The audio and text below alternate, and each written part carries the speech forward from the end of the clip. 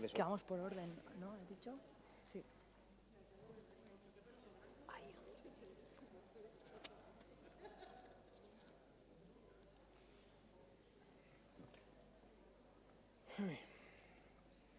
Yo empiezo cuando me digáis. ¿Puedo? Bueno, buenas tardes a todos. Yo soy Clara Jiménez Cruz, soy, junto con Julio Montes, que está aquí a mi vera, cofundadora de Maldita.es. Somos esa gente que hace cosas un poco cutres con el Paint, pero que funcionan. Y que aquí venimos a hablar de desinformación y de bulos por nuestro proyecto de Maldito Bulo. Yo voy a moderar la mesa, el proyecto os lo va a contar un poco más Julio y la parte que tiene que ver con la desinformación sobre migraciones.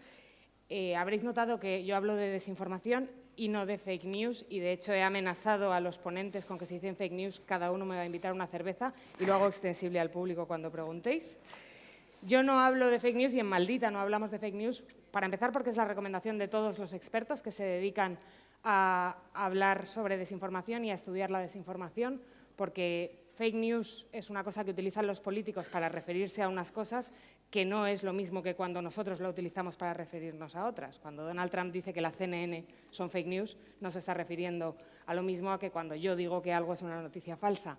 Y en segundo lugar, porque cuando decimos noticia falsa, pensamos en un formato de noticia. Pensamos en un titular, en una foto, en un texto escrito y en realidad la problemática es infinitamente más amplia. Julio os pondrá algunos ejemplos de desinformaciones que tienen que ver con migraciones, que le llegan a todo el mundo al móvil a diario y que, sin embargo, pues no tienen formato de noticia. Y hasta aquí mi parte. Hemos dividido la mesa. No son periodistas todos, Julio sí, pero Beatriz y Blas no lo son. Luego os contaré qué son ellos. Voy a dejar que Julio cuente la parte de la desinformación sobre migraciones en España. Buenas, una hora complicada, está con todo el mundo con ganas de quedarse un poco sopa en la siesta, y os voy a contar un poco cómo comenzó Maldito Bulo. Maldito Bulo empieza por las desinformaciones que me llegaban a mí al grupo de WhatsApp del fútbol, y ahí empezamos a ver que existía un problema al que no llegábamos, al que no éramos conscientes. Es el primer punto del que os quería hablar, que es el punto de la élite. Siempre pensamos desde nuestra posición, o por lo menos a mí me pasaba esto antes de empezar el proyecto de Maldito Bulo. Siempre pensaba esto es imposible que se lo crea alguien. La gente no se puede creer esto que están moviendo por redes de que Cáritas solo ayuda a los extranjeros. O esto de que las ayudas a los alquileres solo van para los inmigrantes, es imposible que se lo esté creyendo la gente. Y ese es el primer punto, ¿no? Que nos dimos cuenta en Maldito Bulo, que la gente sí se lo cree. La gente ahora mismo se está creyendo absolutamente todo, y no se está creyendo cosas muy elaboradas, se están creyendo cualquier cosa que os podáis imaginar. Esto seguro que luego Beatriz nos puede contar un poco más el estudio que ellos han hecho sobre todas estas cosas. Otra cosa que nos hemos dado cuenta es que la gente necesita respuestas. Muchas veces, y ahora se habla mucho de que si entrar o no entrar a desmentir determinadas cosas, o si esto refuerza el discurso antiinmigratorio, y si lo ponemos en el foco o no lo ponemos en el foco, es positivo o no es positivo. Nosotros nos hemos dado cuenta de una cosa, y es que hay gente que está contando cosas que no son ciertas, y hay gente que quiere oír lo que es cierto y que lo busca. Y en medio hay un montón de gente que lo único que hace es recibir el mensaje negativo y la mentira, y están en su grupo de WhatsApp, que luego hablaré un poco más de él, y lo único que recibe es la mentira, y busca un arma para defenderse, para decir, oye, esto que están diciendo a que no es cierto, y te escriben, oye, de verdad, esto no es cierto, ¿no? ¿Por qué? No solo para ellos, sino porque quieren poder utilizarlo, poder entrar en esa discusión con información y datos. Lo segundo que os quería hablar es lo del formato, lo que os decía antes, ¿no? Ahora se puede desinformar con cualquier cosa. Y esto es importante, ¿por qué? Porque hemos perdido el ancla de lo que era el consumo de información antes. Antes la gente tenía muy claro cómo consumía información, aunque te la pudieran colar, ¿no? Pero antes sabías que en papel, rectangular, era un periódico y ahí estabas consumiendo información. Sonaban las señales horarias de la radio y sabías que te iba a entrar el boletín y que eso es información.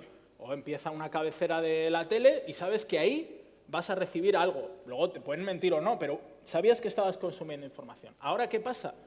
Que ahora es tan fácil imitar la estructura de lo que sería información, que la gente ha perdido completamente ese ancla. En 2 minutos puedes hacer una desinformación que tenga el mismo aspecto que el diario El País. Hay páginas que se dedican a hacer eso, que tú solo tienes que poner el titular, una foto, y te sacan un formato de desinformación que tiene aspecto de noticia. Y la gente no lo distingue, y por eso es importante ayudar a la gente y dejar de pensar que se lo creen o no se lo creen. El tercer punto que os quería hablar con todo esto que ya lo iniciaba es WhatsApp. Nosotros con WhatsApp, que empezamos a trabajar con ello en el mes de julio, para nosotros se ha abierto un mundo nuevo. Un mundo al que no accedíamos, lo que hablábamos antes de la élite. Nosotros normalmente estamos pendientes de Twitter y la gente te habla de los bots de Twitter y que sí, los rusos a través de Twitter están intentando desinformar y es el menor de los problemas Twitter. Donde se está desinformando de verdad y donde no alcanzamos a entrar es en los grupos cerrados de WhatsApp, donde de verdad la gente cada vez está consumiendo más información. En el último informe de Reuters, si no me equivoco, Clara, si me equivoco me corriges, Twitter está al nivel de Instagram y por debajo de WhatsApp, por debajo de Facebook. O sea, en Twitter estamos los periodistas. Por eso nos fijamos demasiado en ello. Para nosotros WhatsApp es un agujero negro como os decía, en el que no podemos entrar. A nosotros desde que iniciamos el sistema de verificación por WhatsApp nos han llegado creo que alrededor de 20.000 mensajes y un tercio son preguntas sobre desinformación relacionadas con los migrantes y buscan respuesta. La gente que te escribe quiere saber si eso es real o no y lo quiere saber y te vale para ayudar a resolver una desinformación y a comunicarla. La cuarta es que los malos cada vez lo hacen mejor, están mucho más estructurados. Hay decenas de páginas de desinformación con apariencia de medio de comunicación que su tema principal, su topic principal son los temas de inmigración y las mentiras continuas. Podría hablaros aquí de Caso Aislado, de Mediterráneo Digital, del Municipio, de El Diestro, bueno, Nos valen de ejemplo. 40 pseudomedios que tienen esa apariencia. Y cada vez lo hacen mejor, os lo decía, porque buscan distintos métodos que son cada vez más difíciles de resolver, ¿no? Cuando empiezan a hablar de, según el servicio secreto marroquí, claro, tú cómo tiras abajo una desinformación que cita al servicio secreto marroquí, aunque tú sepas que es mentira lo que están contando. La gente a la que tú le resuelves una desinformación necesita una prueba, necesita que tú le aportes esa prueba y tú no se la puedes dar, ¿no? Por eso nosotros últimamente trabajamos con un sistema que es, aparte del bulo, el qué sabemos, que es que por lo menos para entrar en esas desinformaciones les ofrecemos a la gente los datos que sí que sabemos. El quinto punto que os quería hablar es la comunidad, que para nosotros es básica y que consideramos que cada vez hay que crecer más y llegar a más gente. ¿Por qué? Por lo que os decía antes, ¿no? Por los diferentes grupos que reciben desinformación, en este caso con el tema de las migraciones, ¿no? Está la gente que está absolutamente deseando recibir desinformaciones sobre migraciones, desinformaciones negativas, ¿no? Es un círculo que es pequeño, pero que está ahí y que es activo, que cada vez está más coordinado y que lo que hace es reenviar continuamente las desinformaciones sobre migración.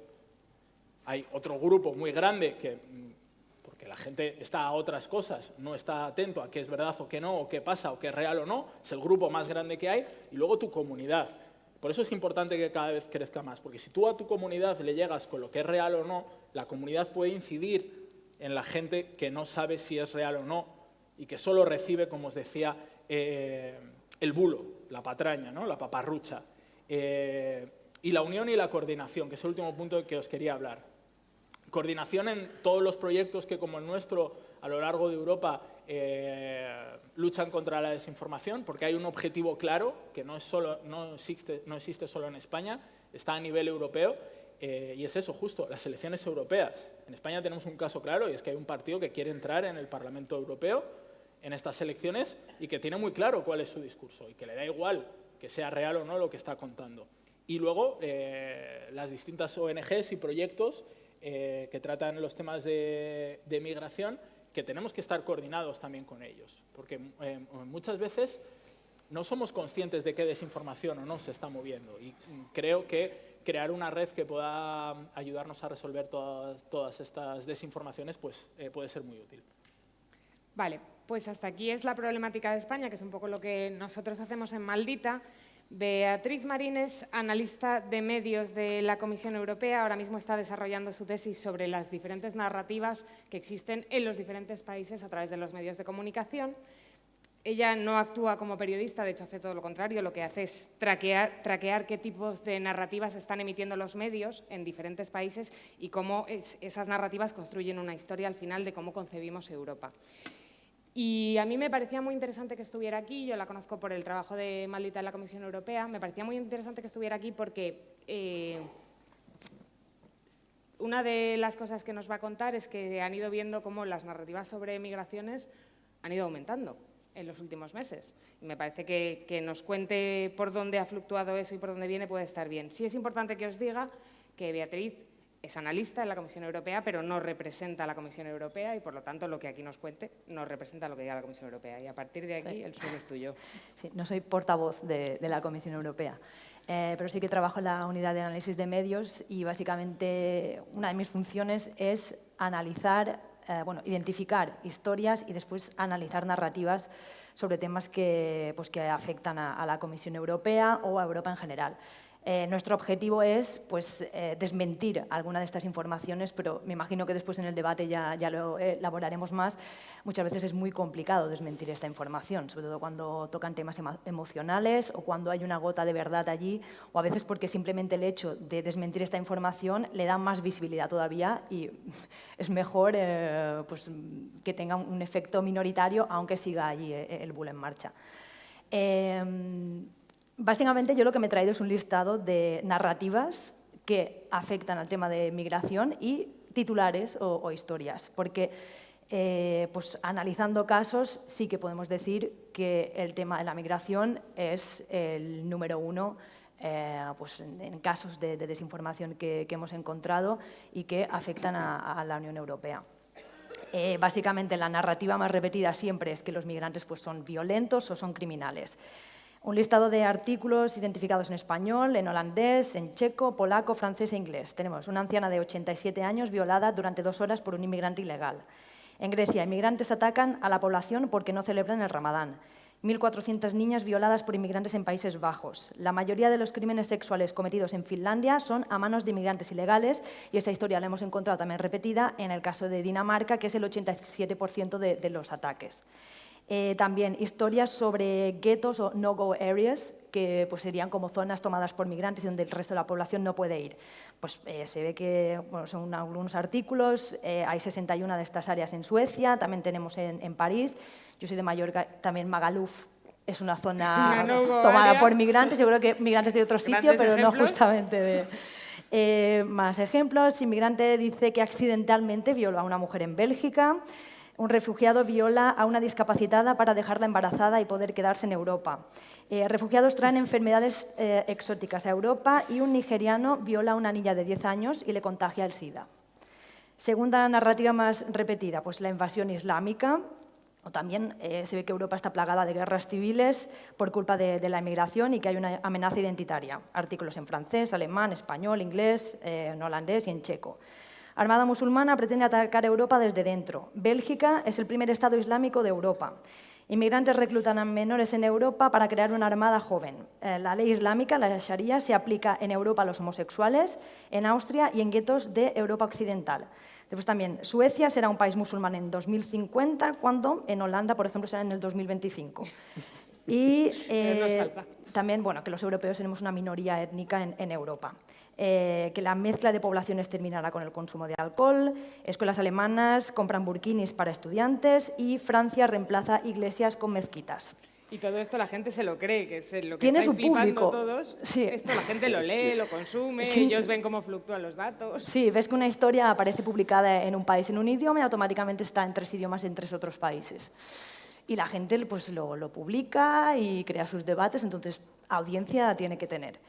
Temas que ya nos afectan, por ejemplo, a la institución ya más directamente o a nivel institucional de otros países. Sobre todo el tema de los beneficios sociales, que los inmigrantes tienen más beneficios sociales que los europeos. Artículos en español, sueco, holandés, alemán, inglés. Prohibición de comer cerdo en las escuelas. La ministra danesa de Migración dice a los musulmanes que se tomen vacaciones en Ramadán. Alemania gasta 95 billones de euros en refugiados y sus pensionistas empiezan a ser pobres. Los europeos tendrán que trabajar hasta los 70 años para poder pagar los servicios públicos a inmigrantes. La Unión Europea restringe libertades en Suecia para promover la migración. Refugiados utilizan ayudas sanitarias para pedir Viagra. España, es que yo no sé si da risa o pena, pero España paga la celebración del Ramadán en Barcelona. El gobierno de Suecia invierte millones de euros para enseñar a los inmigrantes cómo tener sexo con rubias. Y refugiados van de vacaciones con dinero público. Es que parece de broma, pero esto es el día a día simplemente de tu trabajo. Sí. No voy a entrar en eso. Más narrativas. Bueno, la Unión Europea abre la puerta a la inmigración ilegal y también hay un plan de repoblación de la Unión Europea.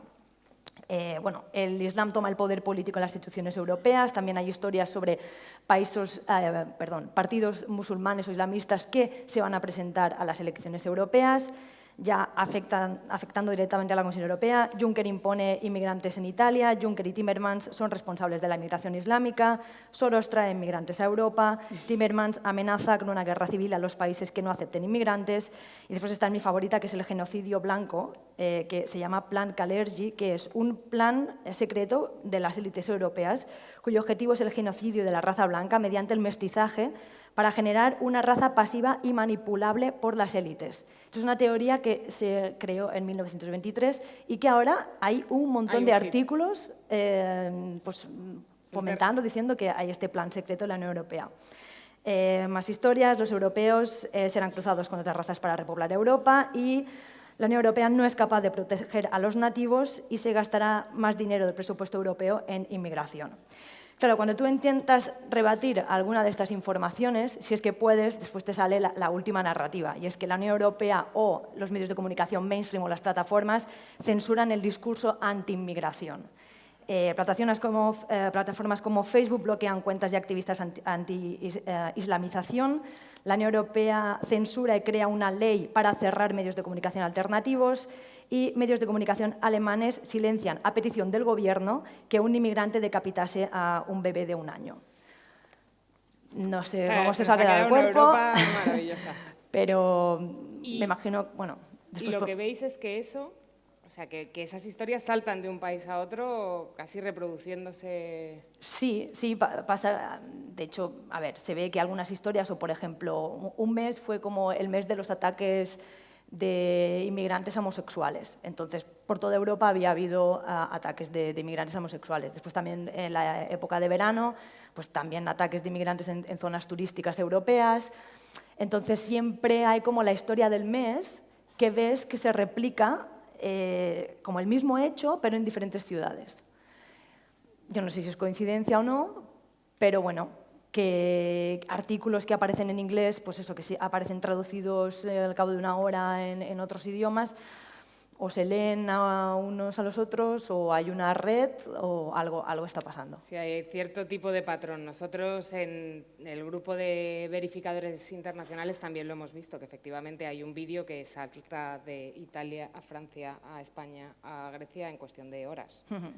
Que algo hay detrás ahí. Luego hablamos más de esto. Y voy a por Blas Moreno, que es director de contenidos y analista de El Orden Mundial. Qué largo.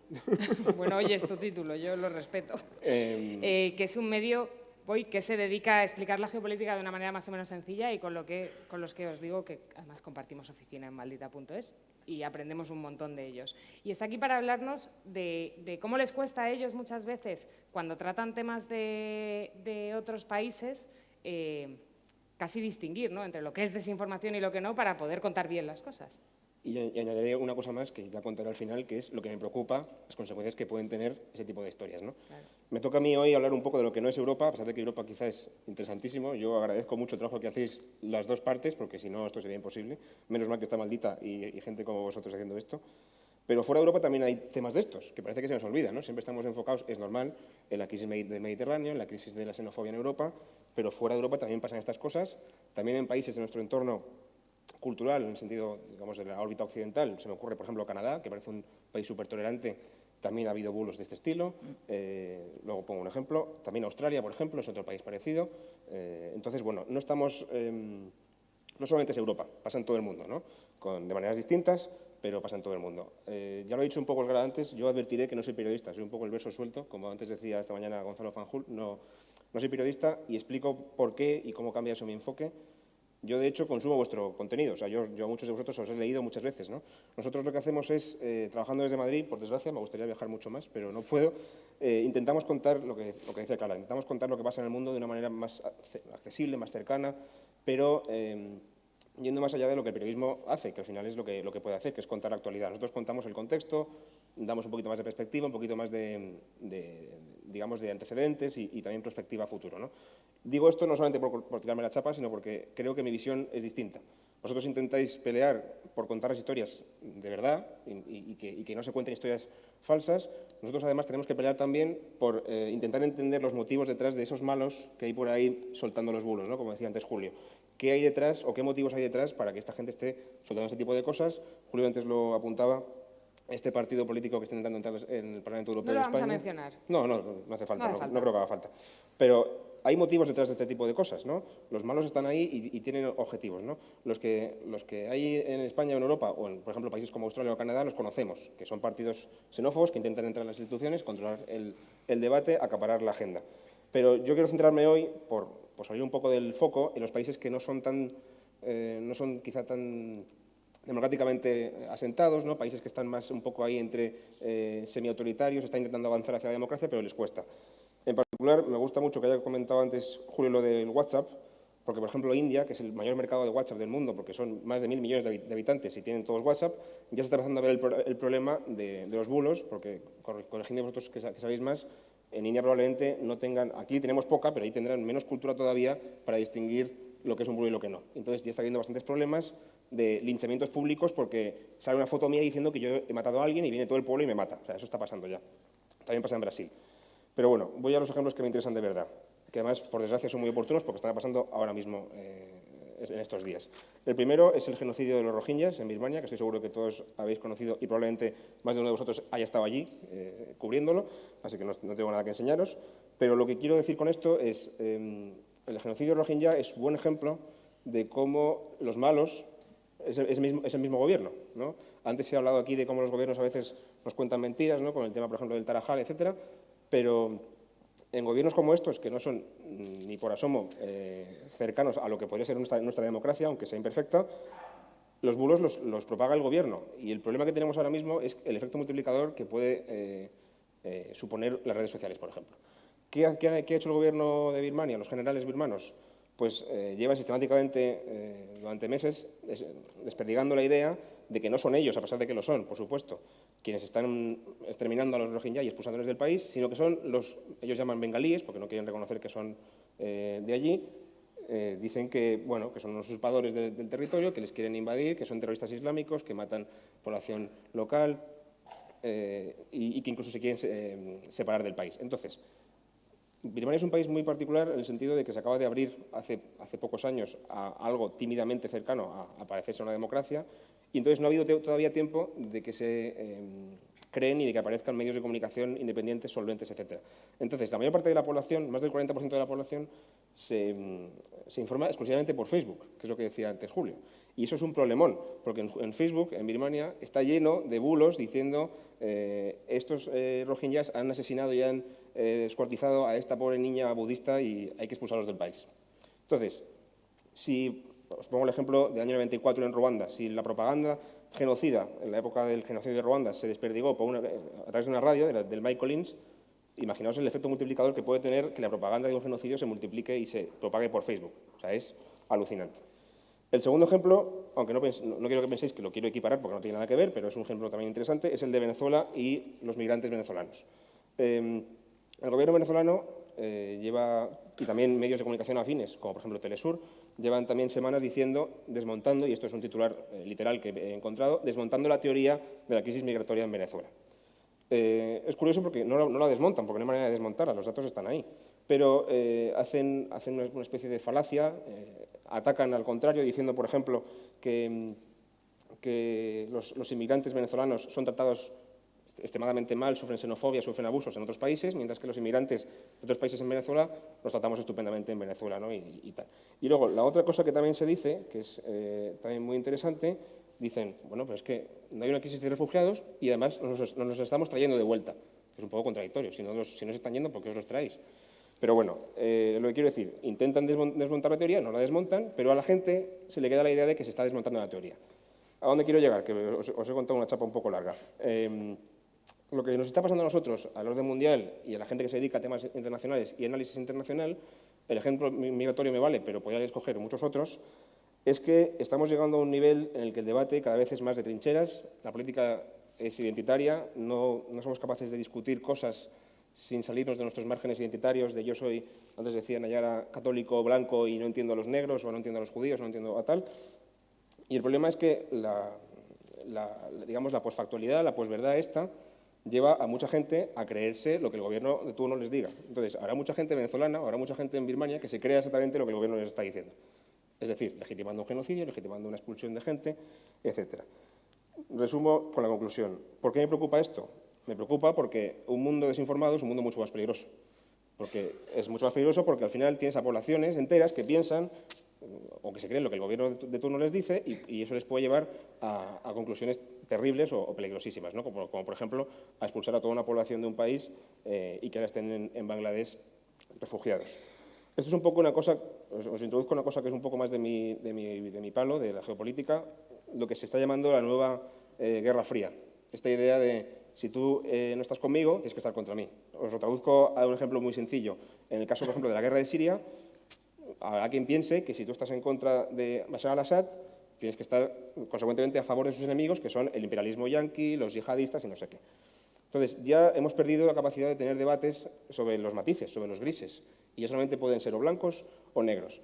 Se me ocurren muchísimos ejemplos de los que has leído tú, en los que se podría entender eso. Si tú estás a favor de que entren inmigrantes en mi país, estás a favor de que un inmigrante viole a una señora mayor y la mate. Y ya no hay otra opción. Entonces, te llevan directamente a su terreno y no te queda más narices que aceptar lo que dicen o quedar como cómplice de esta cosa tan mala que está creándose, ¿no? Entonces, bueno, eso es un poco la conclusión a la que quiero llegar. A nosotros nos cuesta mucho salir de ese juego, lo intentamos, nuestro trabajo va de contar los grises, los matices, pero nos está costando mucho y nos damos cuenta cada día más, en el aspecto migratorio, pero también en muchos otros, lo difícil que es que los matices lleguen a la gente. La gente está buscando cada vez más soluciones rápidas, ideas muy sencillas, entender las cosas blanco o negro, bueno o malo, y punto. Y eso supone que el mundo, como decía, es más peligroso. Me lo dejas en un lugar estupendo el debate. Sí, es un poquito pesimista, pero... No, pero o sea, me parece muy interesante ese planteamiento que efectivamente al final lo que hace la desinformación es que en sociedades que se están polarizando o que ya están polarizadas, las enfrenta del todo. Las crispa mucho más, claro. Son casuísticas que vemos en España, que tú comentabas antes en Europa, de cómo hay lados casi en las desinformaciones. No sé, y me gustaría que hablemos un poco de eso y de la parte de las fuentes que utilizamos. Por ejemplo, nosotros nos fiamos habitualmente de las fuentes oficiales, en general, cuando nos desmienten una desinformación. Bueno, con claro, más datos, pero... O sea, a la fuente oficial le haces caso si nada, no hay ninguna otra prueba que indica que a la fuente no se la puede hacer caso. Es como lo del Tarajal. El diario Punto Es tiene los testimonios de las personas que estaban allí de verdad y que recibieron las balas de goma de la Guardia Civil, y entonces, claro, ahí ya pones en duda la fuente oficial. ¿Qué pasa con muchos de estos bulos tremendos? Pues que es que no hay nada que sustente la mentira. Por ejemplo, una de las últimas desinformaciones que entramos el otro día era un titular de varios pseudomedios de estos, que era un grupo de marroquíes viola analmente a 2 niñas de 12 años que tienen que ser atendidas por un desgarro. Sí, era tremendo. En esa desinformación se juntan un montón de cosas, ¿no? Es un caso un poco paradigmático de todo, porque se junta una técnica que usan mucho, que es traer un hecho del pasado a la actualidad, y hacerlo muchas veces para que parezca que la situación es de un caos absoluto, de que está ardiendo todo. En este caso, el origen de esta desinformación es un hecho que sí que pasó en el 2017, y es que en Cádiz detuvieron a un grupo de marroquíes por hacer tocamientos a 2 niñas. Que nadie dice que no esté mal, pero es un hecho, que nos lo contó la Policía Nacional. Les llamamos y nos dijeron, oye, no se ha producido esa violación, no han sido atendidas. Es cierto que se les detuvo y luego se les soltó por este hecho que pasó con esta niña. Un hecho totalmente condenable, pero que se convierte en una violación con desgarro anal que acaba de ocurrir en Cádiz y que los medios de comunicación, porque esto lo usan mucho, ¿no? Los medios de comunicación no lo quieren contar. Te lo estoy yo contando, medio alternativo, porque el resto no quiere entrar. Y es una técnica que utilizan mucho. En este caso, pues claro, sí que crees a la fuente oficial, a la policía, que te está diciendo esto frente a ninguna prueba de lo contrario. Y hablando de las fuentes oficiales, Bea, tú decías que una de las cosas que vosotros hacéis es que analizáis esas narrativas para ver si en algún momento, los servicios de comunicación, entiendo, de la Comisión tienen que entrar a decir, oye, esto no es así. Sí, nos ha pasado, por ejemplo, creo que fue en el mes de mayo o así, una información que salió en Hungría diciendo que una ciudad había sido como descalificada del proceso de selección para Capital Europea de la Cultura, porque en el vídeo promocional la razón que había dado la Comisión Europea era que no había suficientes inmigrantes. Entonces el vídeo no era lo suficientemente multicultural. Claro, aquí se alertó al servicio de portavoces y prepararon una comunicación para desmentir eso. A ver, esa ciudad había sido descalificada, pero por otro motivo, no ese. El problema que tenemos es hay que ser rápidos, hay que detectar con rapidez y después también tú lo apuntabas ahora, que a lo mejor son hechos antiguos, entonces tú ya no vas a desmentir un hecho antiguo. También tenemos, hay muchas informaciones que sí utilizan pues, esa gota de verdad, entonces es que es muy complicado y cuando una información apela tanto a lo emocional, con cifras, a lo mejor tu desmentido no va a tener el mismo impacto que ya ha tenido la información negativa. Se intenta, y por eso también la Comisión Europea, ya no en mi departamento, sino tú lo conoces bien, DigiConnect, tienen como una estrategia más política y lo que se intenta es que también intentar fomentar pues, que organizaciones independientes, pues, que se luche conjuntamente entre los distintos ámbitos por un periodismo de calidad y también por una educación a la hora de leer las informaciones, porque por mucho que nosotros desmintamos, ya no es simplemente informaciones que nos afecten a nosotros directamente, es historias en general que pueden hablar sobre migración o pueden ser incluso discurso del odio. Entonces, hace falta una sociedad que esté también educada para traducir esa información. No sé, voy a pasar a hablar. Vosotros que tenéis además lectores que no solamente son españoles, que tenéis muchos lectores en América Latina, si vuestras explicaciones calan o si en determinados ámbitos estamos ya en un punto tan sentimental que queda igual que les expliquéis 20 veces que es que el gobierno está filtrando que tal y que cual y que los datos dicen lo contrario. Pues la verdad que depende mucho de qué tema hables. O sea, hay temas que aquí son muy sensibles, que allí no afectan tanto. Tenemos, no sé si diría la mitad, pero un buen porcentaje de nuestros lectores son latinoamericanos, con lo cual intentamos apelar a todo el público hispanohablante y por eso preguntaba Clara eso. Depende mucho de los temas. Entonces, por ejemplo, en la guerra de Siria, aquí en España, por alguna razón que aún no alcanzo a entender, es muy delicada y, como decía antes, si tú criticas, por ejemplo, a Rusia, estás directamente a favor del imperialismo yanqui, no sé qué. Si criticas a Estados Unidos, tienes que ser un putinista absolutamente descabellado, como se te ocurre apoyar a Bashar al-Assad, que es un dictador. En el caso latinoamericano, pues depende de los temas. Por ejemplo, tampoco entiendo por qué, pero allí también hay cosas muy concretas que les tocan mucho. Desde luego, Venezuela es muy polarizador, absolutamente polarizador, porque, como decía antes, no hay matices, eso, blanco o negro, estás a favor absolutamente del gobierno de Maduro o estás absolutamente en contra, y en los dos puntos, en los dos campos, hay gente razonable y en los dos campos hay gente muy ida de la cabeza, no, voy a ser así de franco, pero es que, es lo que decía antes, hemos llegado a un momento en el que la verdad no importa tanto como la política identitaria, las trincheras y yo estoy a favor de esto y consecuentemente estoy en contra de esto. Entonces, es verdad que hay temas, por ejemplo, Venezuela ya decía, temas, por ejemplo, las Malvinas para los argentinos es una cosa alucinante. Cualquier cosa que les expliques, nosotros no justificamos, por ejemplo, la actitud del gobierno británico con el tema de las Malvinas, pero decimos de dónde vino esto, cómo se desarrolló la guerra de las Malvinas y explicamos digamos, las consecuencias, ¿no? O sea, no hacemos valoraciones morales, explicamos lo que pasó. Y los argentinos, bueno, montan unos chochos estupendos, ¿no? Entonces, bueno, depende de los temas. Hay temas que pasan desapercibidos y otros son muy polémicos. Pero es verdad que cuesta mucho encontrar, y desde luego Twitter, además, si utilizáis Twitter, lo habéis notado, cada vez está más calentito. es muy difícil tener un debate normal.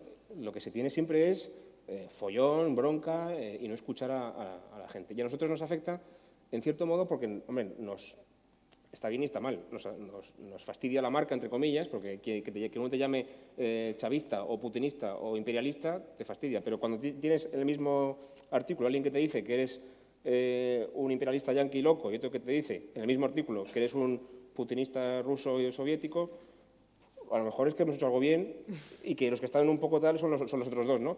No sé, es delicado. A mí me preocupa francamente mucho y además lo extiendo un poco a todos, a ver si estos días conseguimos encontrar una solución. No sé muy bien cómo abordar, no sé muy bien cómo conseguir que la gente baje un poco a relajarse, ¿no? y a discutir las cosas con más calma, porque francamente, ya digo, me preocupa un poco esta historia. Yo no sé si alguien tiene preguntas, yo puedo seguir aquí preguntando, pero... Quedan 9 minutos. Vamos súper bien, ¿no?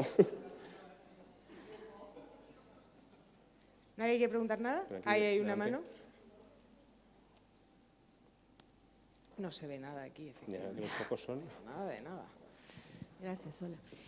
Yo quisiera saber, sé que el tema es difícil y siempre me pregunto cómo hacer esto. En el caso de quienes están trabajando para detectar información falsa, relacionada específicamente con una agencia o con algún grupo, ¿existen marcos legales para la sanción una vez que se identifica si hay alguien? Es decir, alguien puede inventar un bulo por pasarlo bien, pero también sabemos que hay otro tipo de intereses.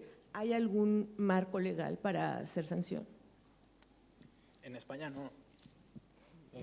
Y yo estoy a favor de que no lo haya. O sea, porque al final un marco legal que puede tener una muy buena intención o que nos puede parecer que puede tener muy buena intención se puede convertir en un arma brutal en contra de la libertad de expresión en otros temas. Es muy complicado. En Alemania lo han intentado con los delitos de odio. Seguro, no sé si sabes tú más cómo les va la cosa, pero yo lo veo muy peligroso, sobre todo porque es muy difícil. Lo primero, ¿quién elige qué se verifica y qué no se verifica? ¿El propio gobierno?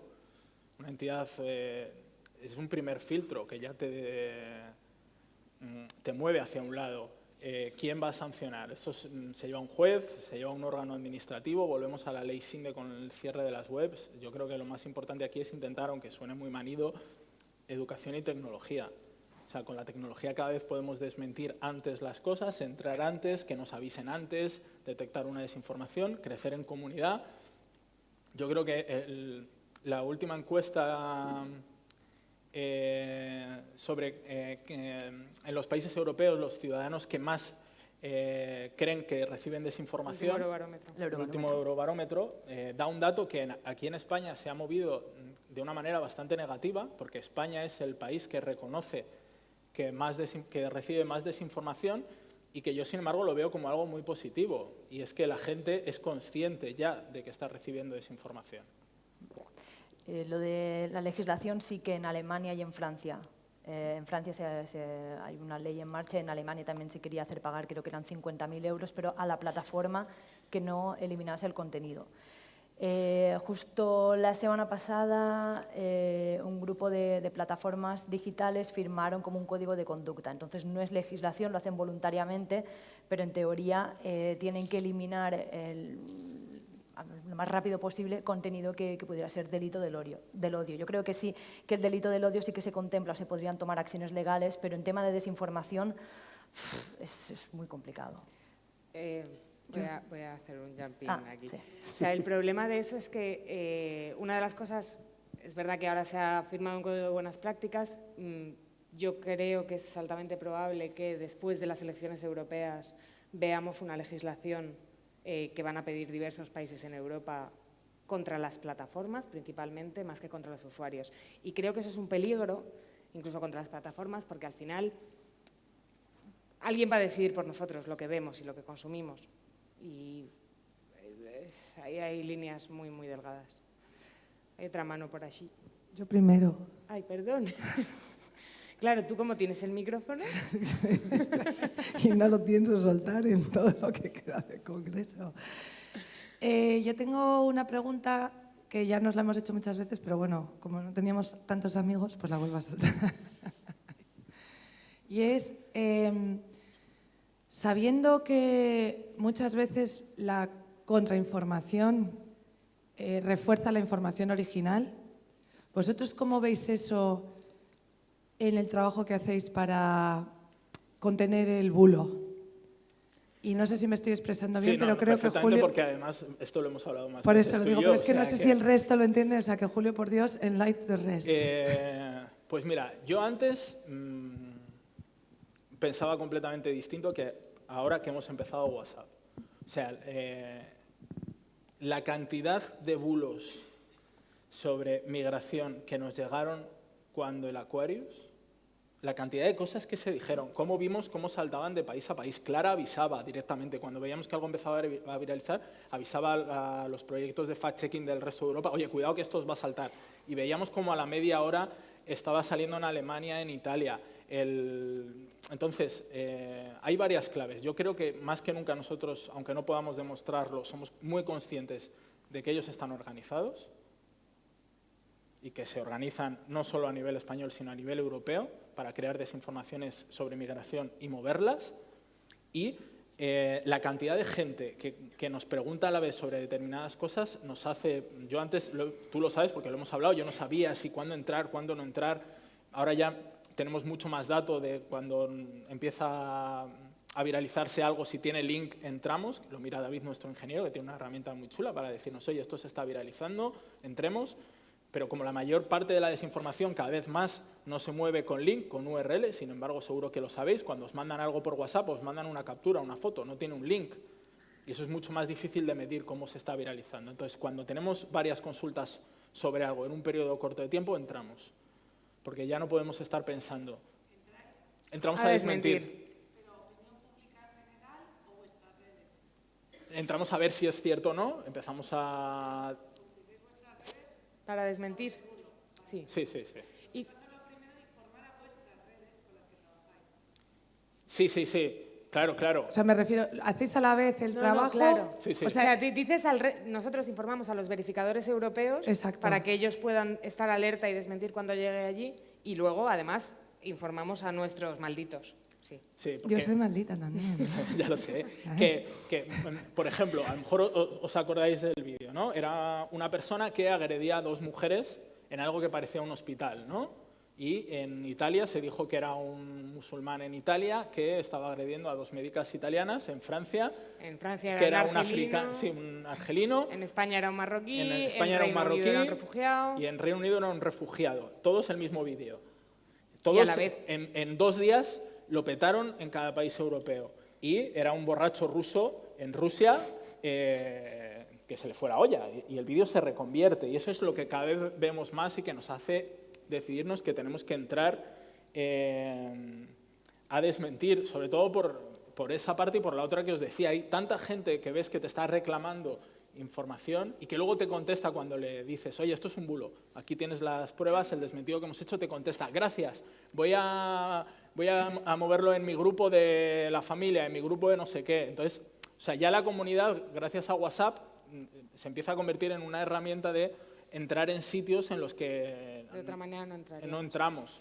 Y luego yo creo que hay otra cosa de eso, que es que la desinformación es cíclica. Entonces, un bulo que vemos ahora lo vamos a volver a ver dentro de 5 meses. Y aunque ahora no tenga mucha incidencia, si dentro de 5 meses yo ya lo tengo desmentido y la gente cuando viene a Maldita y se mete en la base de datos y le pregunta a la base de datos, ¿ya está desmentido?, lo frenas antes.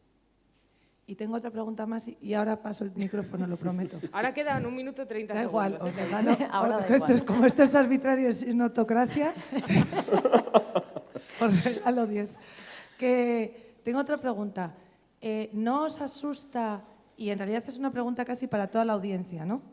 ¿No os asusta que el presentar la desinformación como un hecho tan fuerte genere una desconfianza tan grande en la información que acabe teniendo un efecto rebote contrario? Y Clara ya ha dicho que no, no, A mí Clara, no, tía, pero Julio pesa creo un que poco. No, yo en este No, es tema... que yo creo que es todo lo contrario. De hecho, creo que ser consciente de que la desinformación es un problema lo que está haciendo es que la gente y que los usuarios y los lectores y los ciudadanos se fijen más dónde consumen, qué consumen y cómo lo consumen. Me parece que somos mucho más conscientes, porque somos conscientes de que estamos en un ciclo desinformativo, de que nos tenemos que fijar cuando consumimos información y que ya no vale leerse la historia que te manda tu madre al móvil sin ver de dónde sale ni de tal, sino que te fijas y dices, no conozco esta URL, este medio, uy, qué raro, a ver qué dice el aviso legal, vaya, era una sátira. Creo que la gente está aprendiendo a hacer eso. De hecho, también hay que diferenciar, creo, con tipos de audiencia, porque yo creo que el público mayoritario que se cree o que se aferra a estas informaciones es gente que quiere creerlas. Entonces, a quien todavía puede cuestionarse esta gente es la gente a la que tú ya pones en preaviso, entonces sí que pueden tener esta actitud. Seguramente un votante de Trump aférrimo con la gorra, la camiseta, no se va a preocupar, pero bueno, vale, allá tú, pero la gente que está en el gris, que no es blanco ni negro, si se le pone en preaviso, entonces yo creo que sí que puede generar esta actitud positiva. Nos acaban de dar un bonus track de tiempo. Sí, tenemos aquí como un plus. Que es súper clave esto que dice Beac, ¿no? Porque nosotros lo hemos notado sobre todo con el tema de Cataluña, ¿no? Si nosotros salíamos a desmentir algo, ya fuera al que tenía el lazo amarillo o la bandera de España en el avatar de Twitter, no nos creían y lo notábamos. ¿Cuándo tiene incidencia? Cuando al del lazo amarillo se lo dice el del lazo amarillo y al de la bandera de España se lo dice alguien que lleva la bandera de España. Totalmente. Entonces, por eso es también muy importante lo que decíamos de la comunidad, ¿no? Y eso, comunidad, no dejar a la gente por tonta cuando se cree algo, que eso es muy importante, es algo que hemos ido aprendiendo porque se lo puede creer cualquier persona. Aquí no tiene nada que ver con el nivel cultural ni nada. Para creerse o no creerse una desinformación, ¿no? Son pequeñas cosas en las que vamos aprendiendo de cómo incidir en que el desmentido de la desinformación pueda llegar mejor y tenga más efecto, ¿no? Y es utilizando la comunidad. Vale, y había otra pregunta. Sí, bueno, es un poco mix de pregunta y pequeña reflexión un poco al hilo de lo que comentabas, ¿no? De las plataformas y del tema regulatorio, que a mí me parece que tiene un riesgo tremendo, ¿no? Ya estamos viendo anuncios por parte de la vicepresidenta del Gobierno el otro día sobre regular el tema de fake news. Sabemos, por lo menos en la plataforma... ¿Te debes una cerveza, Virginia? Te debo una. Te lo he dicho. Perdón. He avisado. Cierto. No te oigo.